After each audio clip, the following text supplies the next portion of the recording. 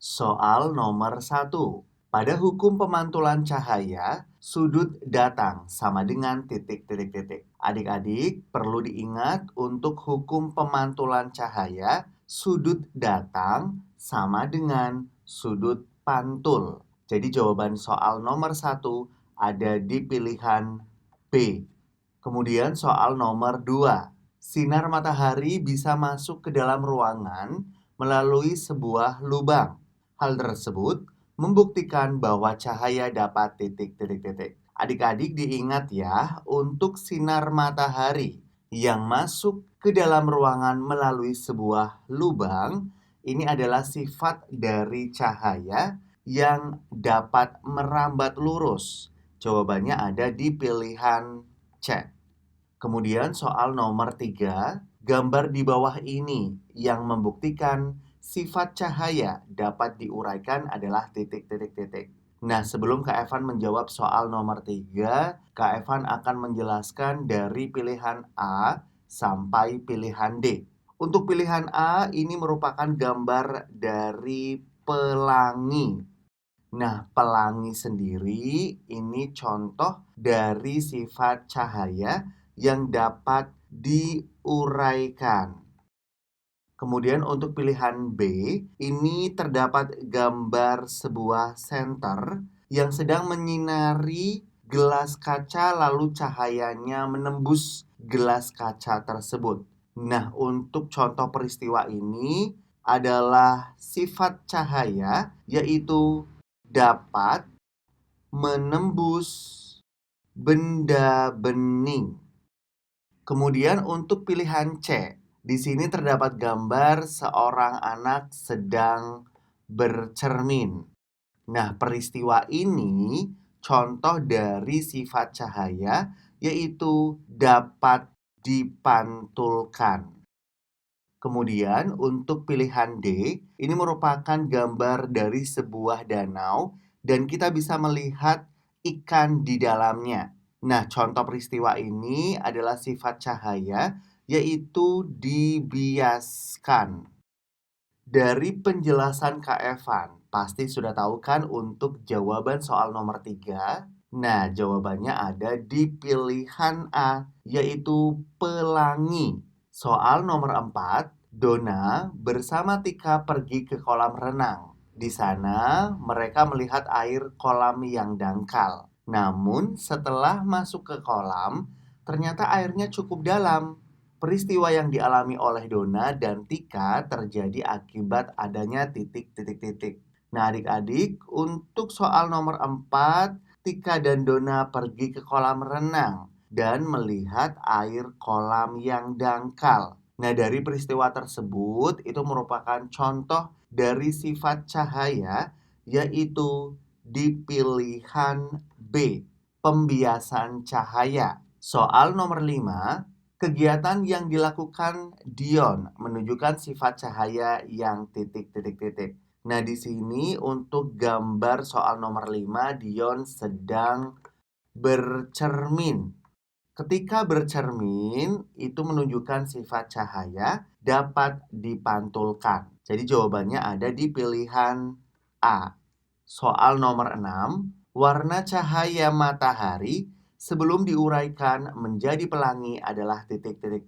Adik-adik, diingat untuk warna cahaya matahari yang asli itu berwarna putih. Jawabannya ada di pilihan D.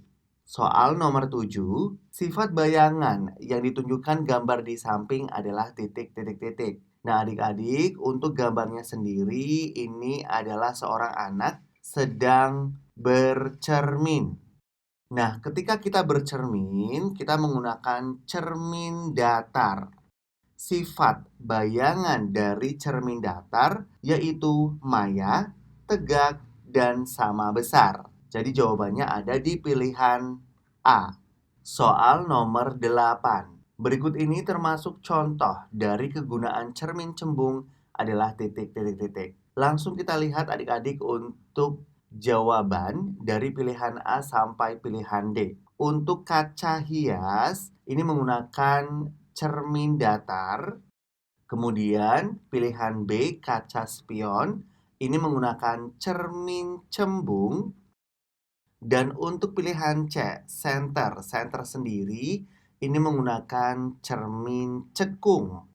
Nah, dari penjelasan Kak Evan untuk jawaban soal nomor 8 ada di pilihan B, yaitu kaca spion. Nomor 9, cermin yang bidang pantulnya melengkung ke dalam adalah titik, titik, titik. Adik-adik diingat ya, untuk cermin yang bidang pantulnya melengkung ke dalam itu adalah cermin cekung. Jawabannya ada di pilihan A. Nah, untuk cermin cembung, ini bidang pantulnya keluar cermin.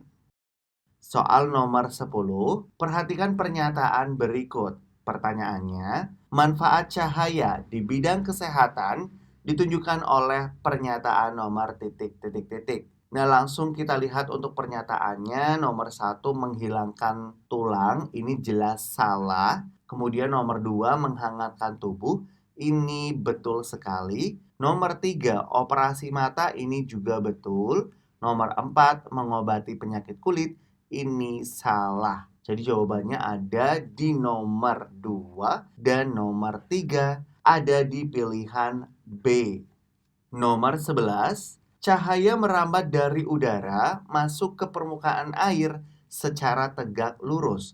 Maka cahaya tersebut titik, titik, titik. Nah, adik-adik di sini soal nomor 11 terdapat kata kunci cahayanya masuk secara tegak lurus. Diingat, apabila terdapat cahaya kemudian masuk ke permukaan air secara tegak lurus. Ini maka cahayanya tidak akan dibiaskan. Kemudian soal nomor 12, cahaya yang dipantulkan pada permukaan air laut, sinar pantulnya titik, titik, titik. Jawabannya adalah tidak teratur. Kenapa? Karena untuk permukaan air laut sendiri ini bergelombang. Nomor 13, kita dapat melihat benda di balik kaca jendela karena titik, titik, titik. Nah, kenapa kita bisa melihat benda di balik kaca jendela? Karena cahaya mempunyai sifat menembus benda bening. Di sini Kak Evan tulis terlebih dahulu, menembus benda bening. Nah, kaca ini merupakan contoh dari benda bening. Selain kaca, untuk contoh dari benda bening, ini ada air. Kemudian nomor 14, lampu sorot mobil di atas adalah contoh penggunaan cermin titik, titik, titik. Nah, adik-adik diingat untuk lampu sorot mobil, ini lampu sorot mobil sama saja seperti senter. Nah, untuk senter atau lampu mobil ini menggunakan cermin cekung. Soal nomor 15. Bayangan yang dimiliki benda di atas adalah titik, titik, titik. Adik-adik langsung kita lihat untuk gambarnya. Di sini terdapat gambar dari kaca pembesar atau nama lainnya adalah loop. Nah, untuk kaca pembesar atau loop ini menggunakan cermin cembung. Untuk bayangan dari cermin cembung bersifat sebagai berikut. Bayangan tegak pada cermin, kemudian bayangan lebih kecil dari bentuk aslinya, dan bayangan bersifat maya.